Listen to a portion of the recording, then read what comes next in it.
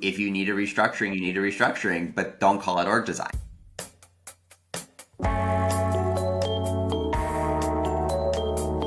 Hey podcast fam, it's your go-to leadership team coach and host, Jessie here, and I'm ready to shake things up. If you're also tired of outdated forms of authority and ready to rebel against the mediocrity of leadership we see today, you might have just found your spot. So join me in unleashing this next generation of leaders by embracing being just a bit too millennial. Let's redefine this thing together.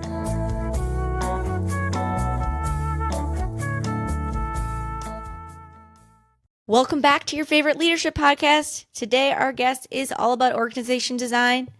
And organization design has always fascinated me. I've put in time to read all the books, soak in all the concepts and theories.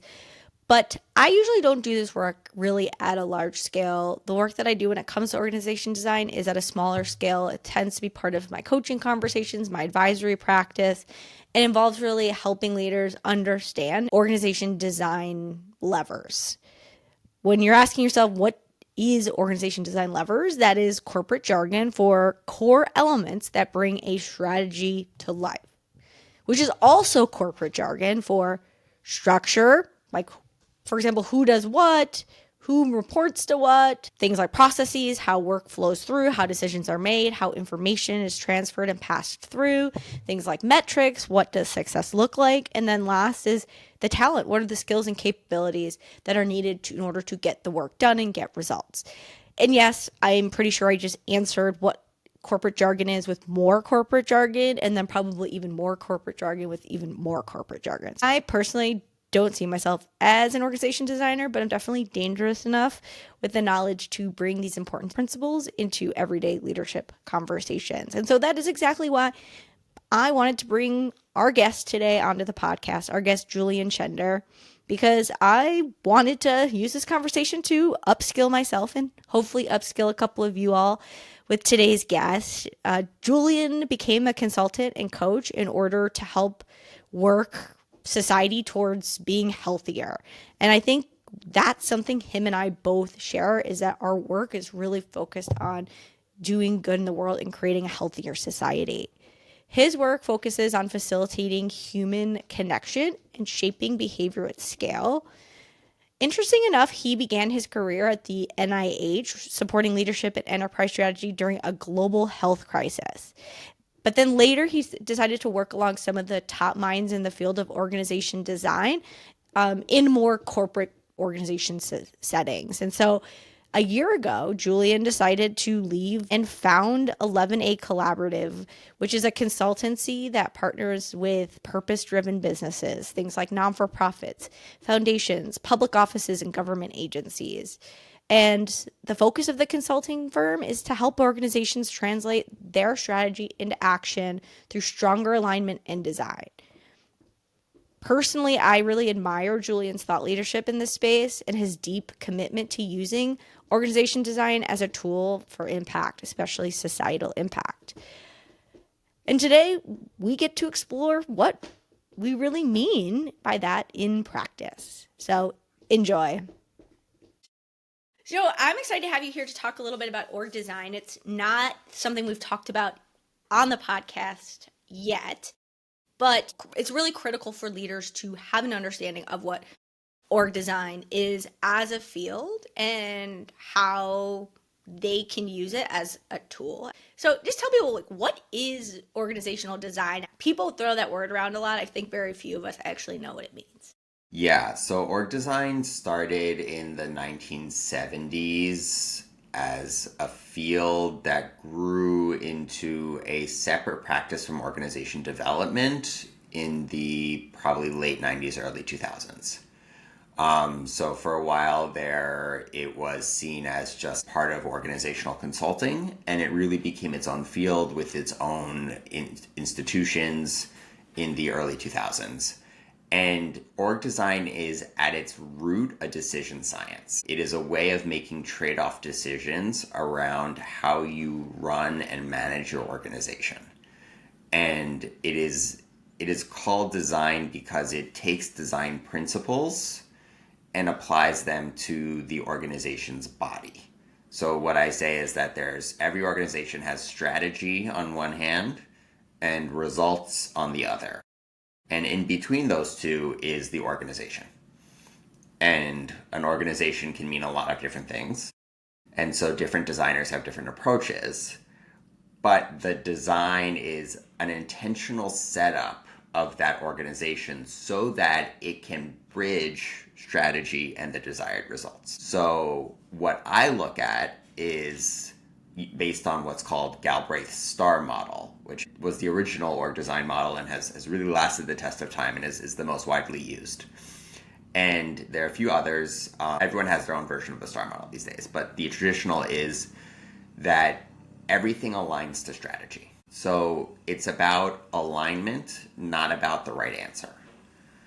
And that means that there's a right answer for your strategy, but not a right answer for like, oh, I'm company of this size in this industry. What are other people doing for their org design? I want to do that too.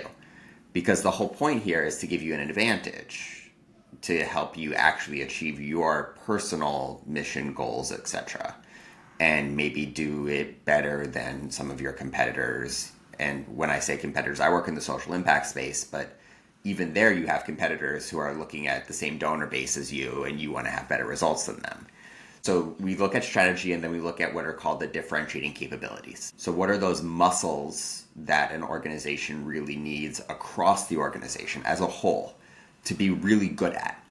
So we think about someone like Pepsi or Coke. They're everywhere across the world.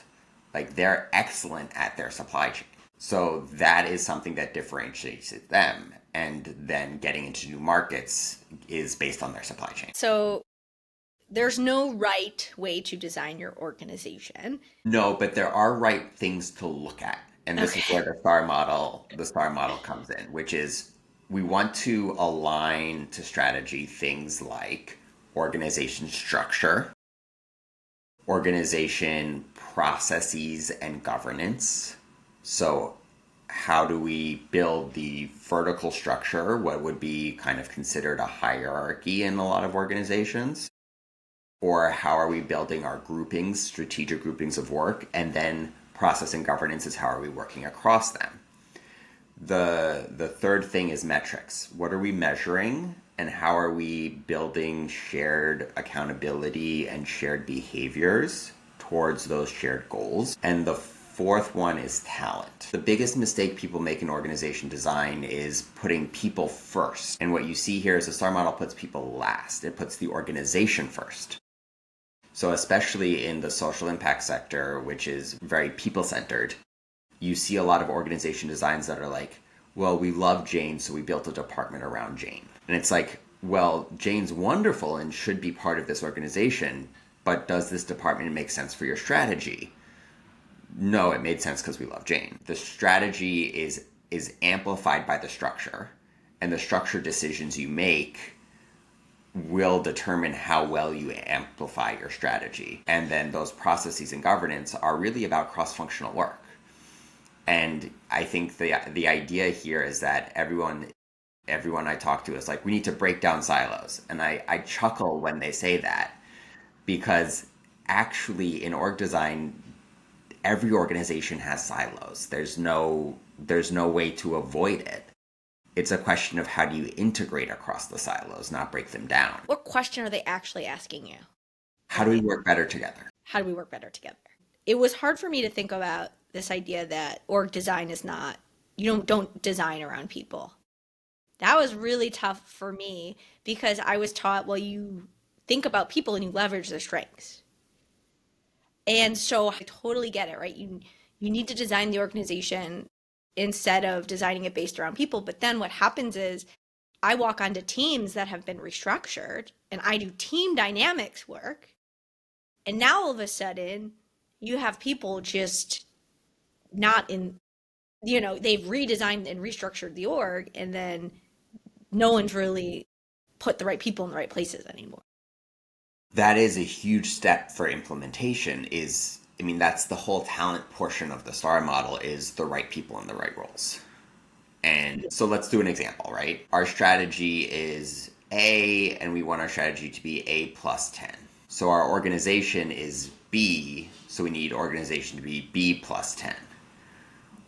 Including that plus 10 is your skills and talent. So it might mean that there are some people who need to be upskilled for new roles because, let's say, that plus 10 involves things that don't exist before, or it involves working on things that are more complex.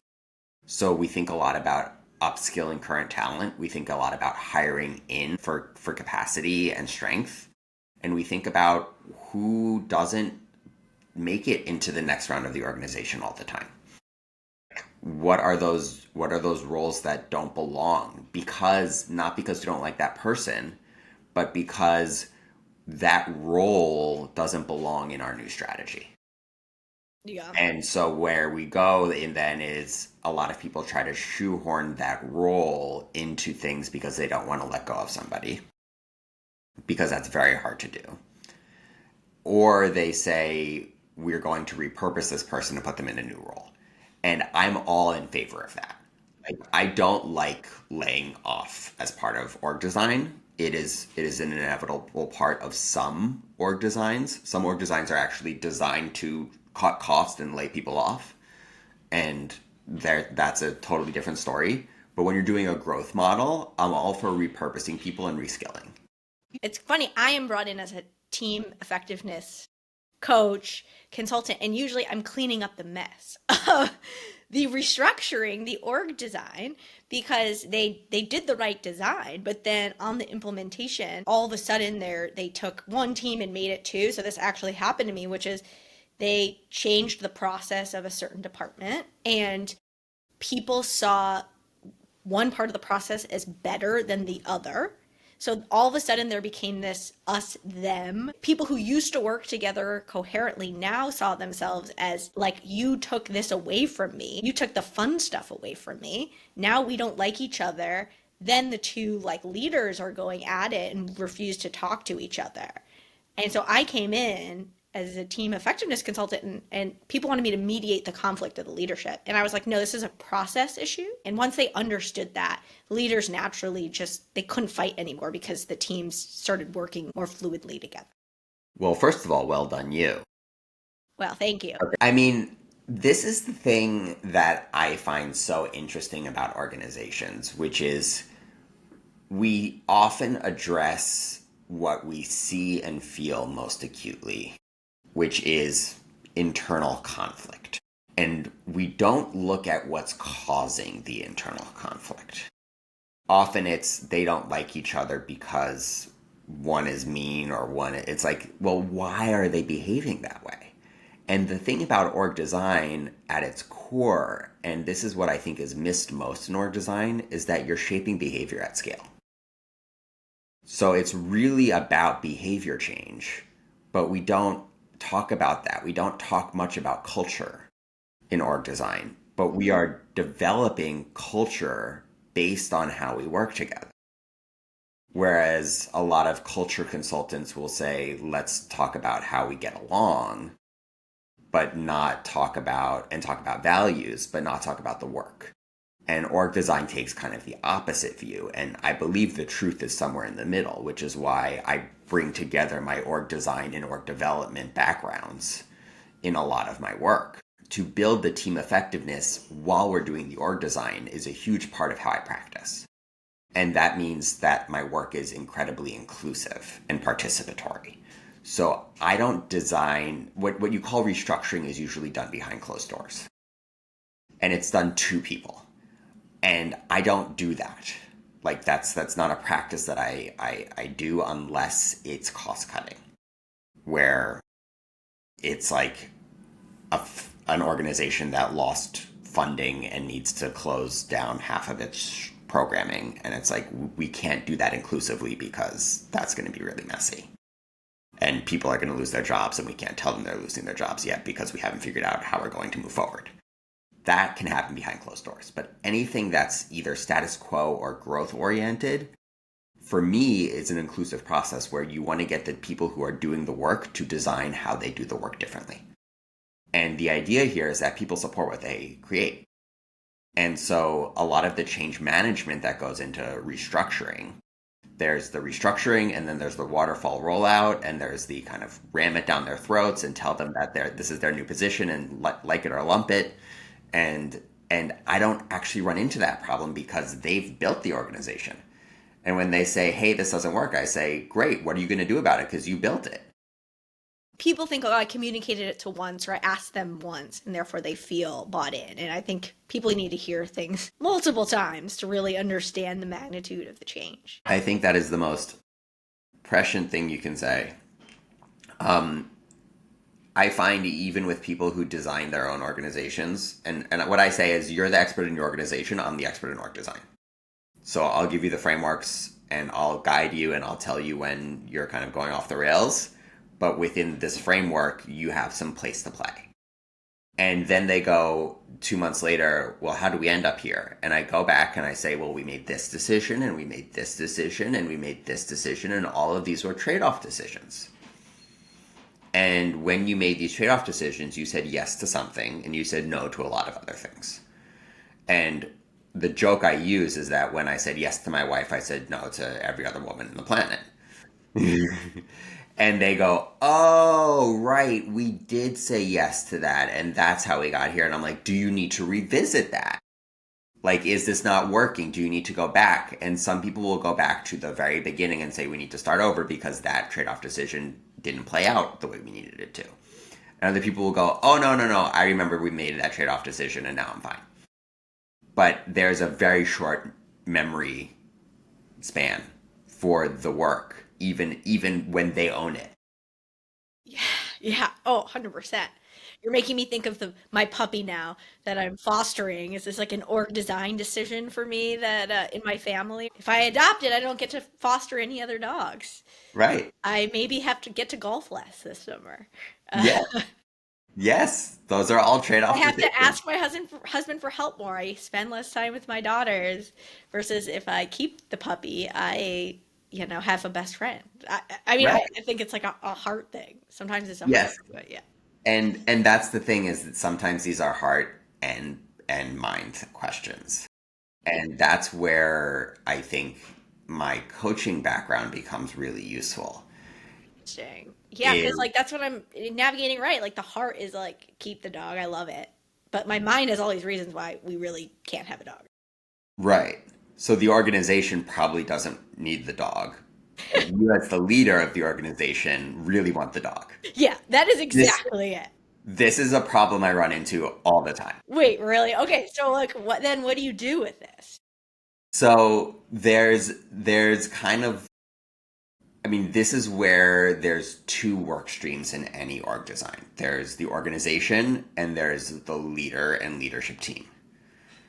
And I spend a lot of time, usually once a week, an hour, with the senior leader, because org design is a leadership job. It is the final decision. I say it's participatory and inclusive, but the final decision is done by the executive.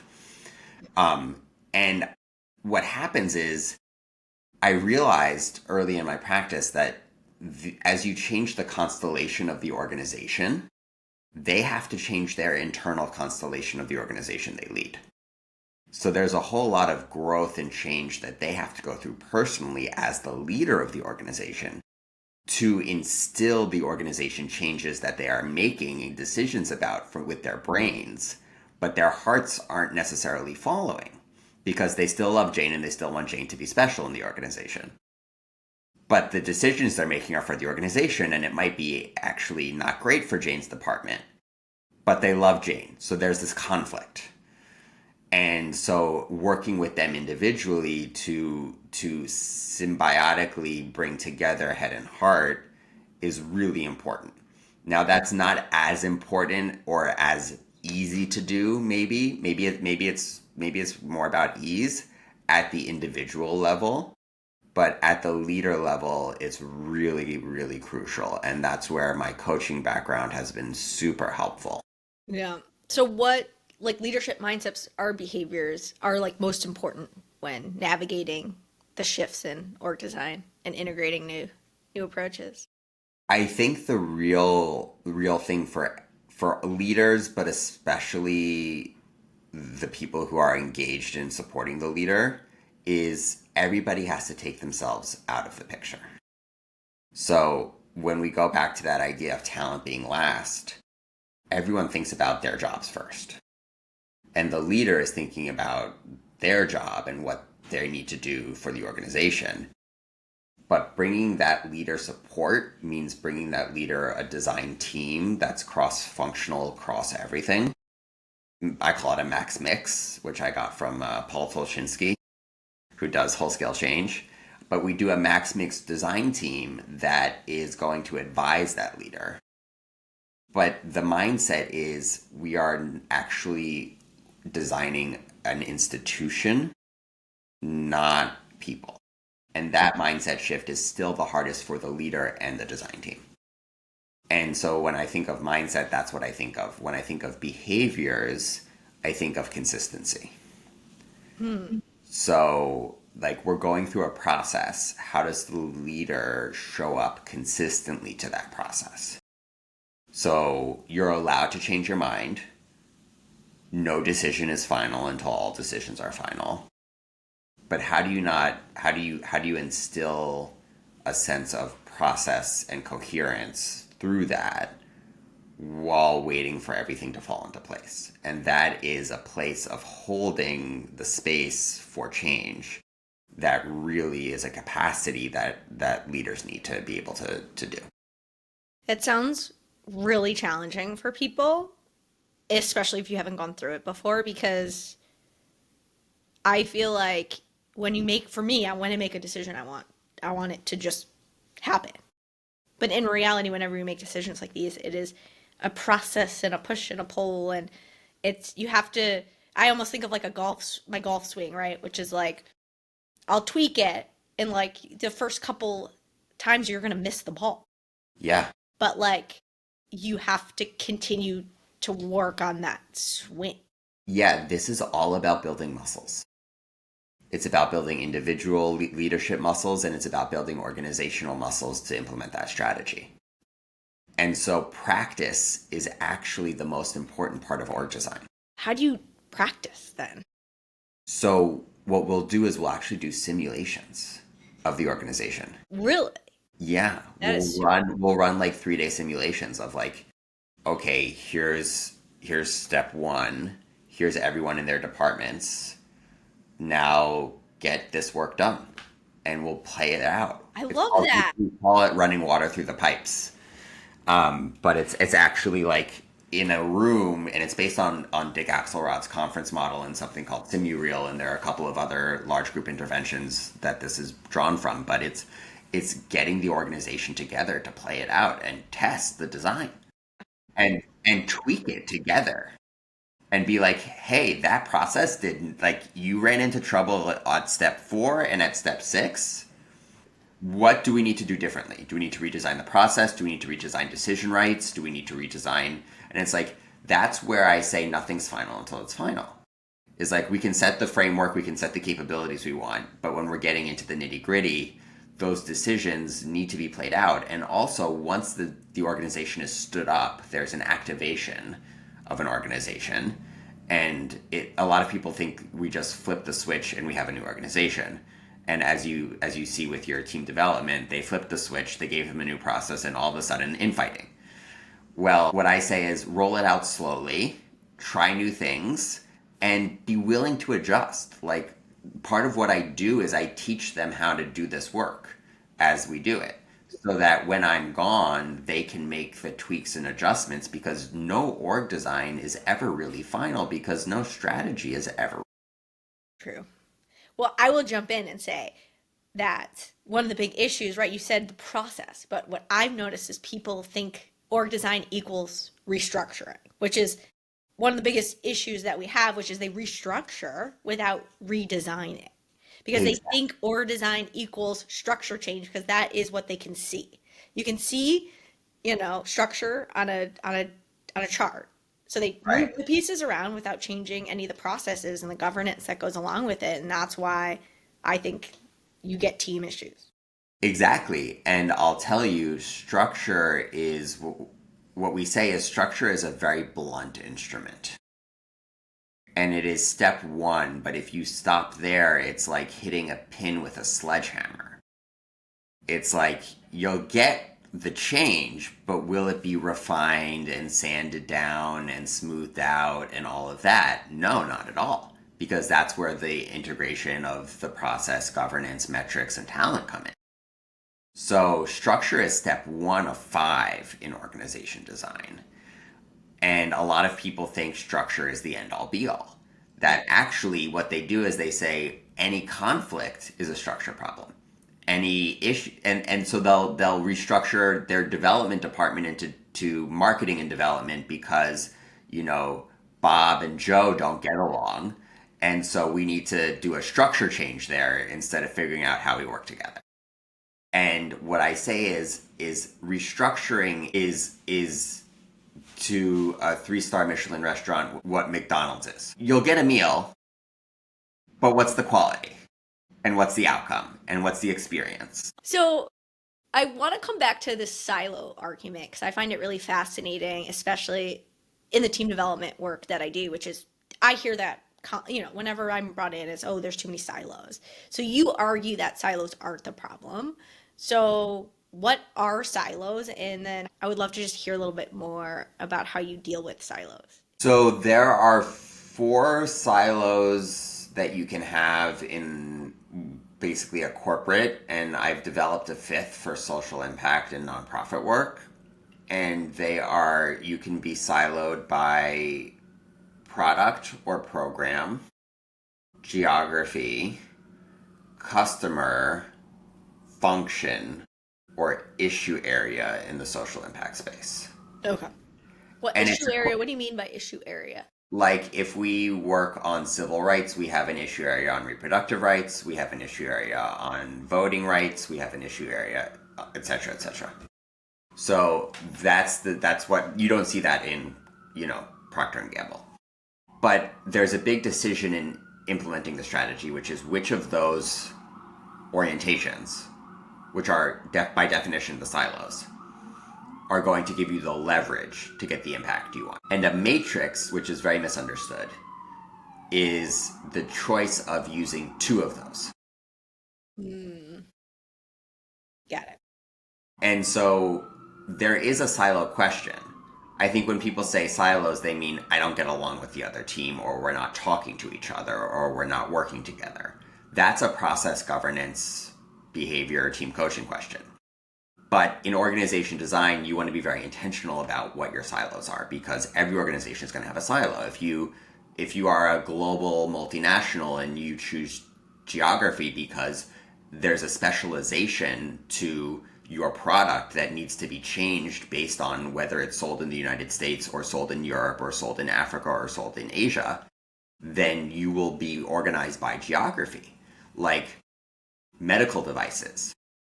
There's a lot of regulations in different countries that are very different. So they need to be organized by geography, partially at least, in order to meet the specialized needs of those geographic demands. Those are silos. You're going to have a North America or a US, and you're going to have an Asia, or Japan specifically for medical devices has very high standards. So you're going to have area managers, and you're going to have country managers, and you're going to have those silos. And then you're going to have the people who make the medical devices, which are the product people. And they're going to say, we just want to make our product. And the geographic people are going to say, you need to make the product slightly differently every time for each country. And that's a matrix then, when you have product and geography working together. And what happens is those are all silos. But what we need to design is what's called the handshake. The handshake between silos. How they work together, how they get work done, how they make decisions together. The idea is hopefully the silos are collaborative and work together. And sometimes silos don't need to work together. Sometimes silos don't need to integrate. The people who are running the US for that medical device company and the people who are running Japan for that medical device company don't have to talk to each other. They just have to talk to the people making the product. Did you create this handshake? Is this your No, input? this is not my invention. This is an invention of Amy Cates and Greg Kessler, who are my mentors in the field. Yeah. They're the OGs of org design. They are the OGs of org design, at least on this side of the Atlantic.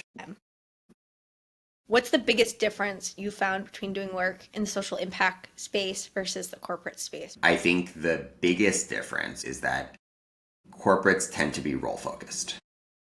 They tend to be role focused, whereas social impact is it's so heart driven that it's very people focused. And so the role is kind of secondary. Also in social impact, where they're usually cash strapped, people are doing two or three roles. Mm. So the person is known as something, whereas in an organization that's a Fortune 500, there's role clarity that's much greater than in a social impact organization usually. And so what I think about in social impact is what does it mean to change hats and change roles in any given day, and how do we actually build the roles for the people rather than building around the people, whereas that's not a real question when working in the Fortune 500. The role is the role, and that's the role, and we'll fill it with the right person. What signals have you noticed? So let's say someone's sitting here thinking like, do I need to engage in an organization redesign? Like, what are some of the signals that an organization's design doesn't fit its strategy anymore? So that is about results. You're not getting the results you want. And so if you're not making the impact you want, if you're not making the money you want, if you're not, whatever your measurement is, if you're not getting the results that your strategy is set up to get, the organization is the mediating factor. The other thing would be tension in the system. We are pulled in too many different directions because organization design fundamentally manages tension. So it's about not solving for tension, but managing tension at scale. And so organizations will often not intentionally manage tension. It'll get out of hand and they'll say, we're really stuck and we don't know what to do. And that's a time for org design as well. The other times are if you have a new strategy, you should think about a new org design. Because usually if that strategy is in materially departing from a previous strategy, then the organization that delivered the previous strategy is not going to be the organization to deliver the new strategy. The other options for org design are scaling up and scaling down. I talked to a nonprofit that is a 3 to 5 million budget a year that got 50 million over 5 years. Big, huge grant. And they work in the global south doing toxic waste remediation. And they have a process and it's cheap and it's repeatable. And they were scaling from like 9 countries to 18 countries overnight. And all they were doing was adding people to the org chart. And I'm saying the org chart is will give you the least information about how your organization is actually structured, let alone designed. It is the poorest artifact out of all of organization design. So using that to then design a growth strategy is going to actually crumble. So I help people scale up. I also help people scale down if they lose funding or need to retrench. And then the final one is mergers. Org design is really about can really be used to marry two organizations, to harmonize culture through the question of strategy, work processes, structure, all of that. So there are a couple of options for when one needs org design. The go-to though is somehow my strategy is not getting the results I want. I love what you said about tension and friction. I think it's so important. I have so many clients who come to me saying like, there's there's tension between these two things, and I go, yeah, great. That's what you Yes. want. That's what you want. Like that, like otherwise it wouldn't work well because they're coming from this perspective, you're coming from this perspective. Like you Yes. want that tension and that friction. That's going to drive better results. Exactly. Productive tension.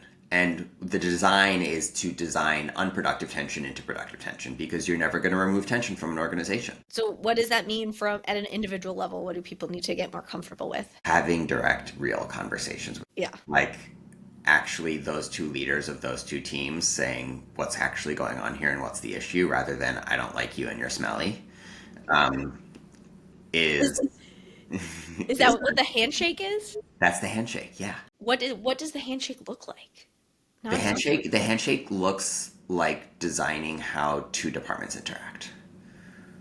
A lot of times we call it an interaction model. It can be as simple as how do two leaders work together and getting them in a room to really talk about the issues between their two departments. Or it can be as complex as what are the cross functional processes that we need to do together. And where it comes really hard is like, how do we make a handoff without just kicking it over the fence and saying it's not your problem? How do we make a clean handoff? Yeah. Because in a value chain of any organization, there are going to be handoffs. But this idea that we are serving each other within the organization is, I think, a really important one. The idea of internal service and internal customers and internal stakeholders is really central to the handshake of like, we want to make a good impression on our counterparts. It's not just the outside world. And a lot of people think they can get away with poor behavior internally because no one sees it, but it actually hurts the end product. That's where you don't get the results.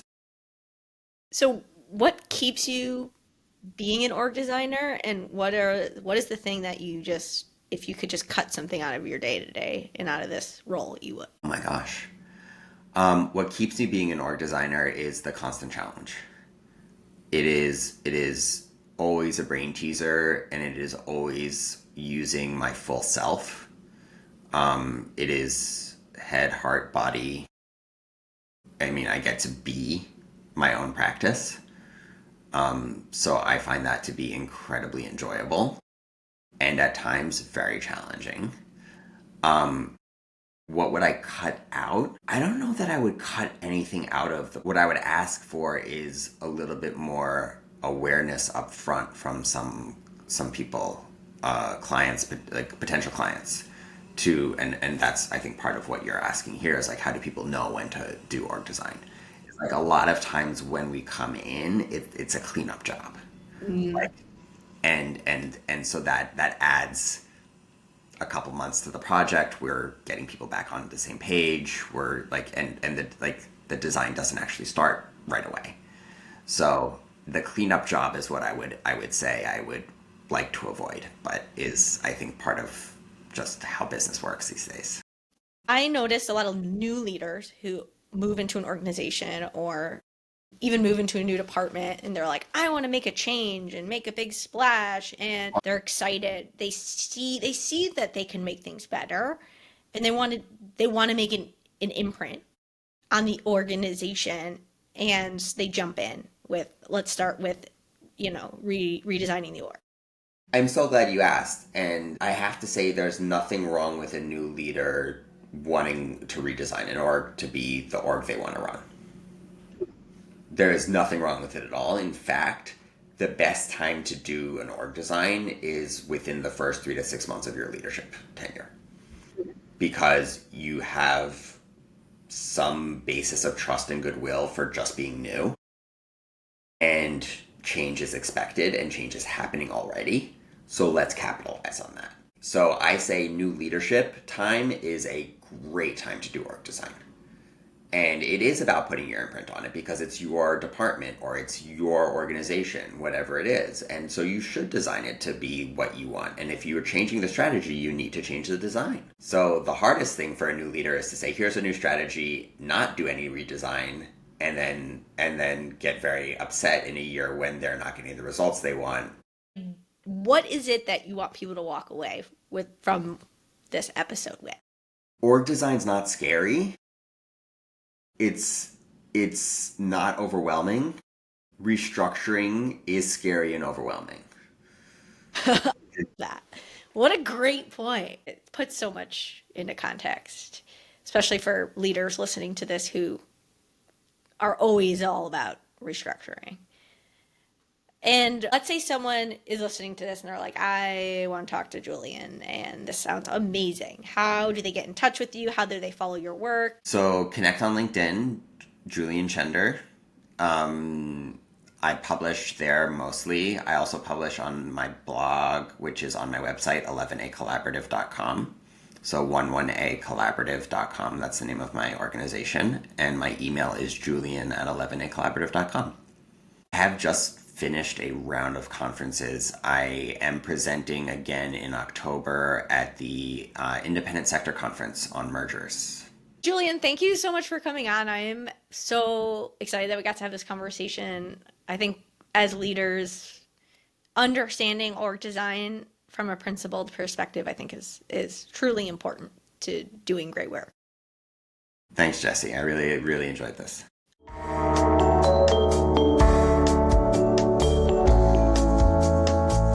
That's the wrap for today's episode of Too Millennial. If you're feeling inspired, hit that subscribe button and follow me on your favorite social media. Thanks for tuning in. Stay curious, stay bold, and keep disrupting.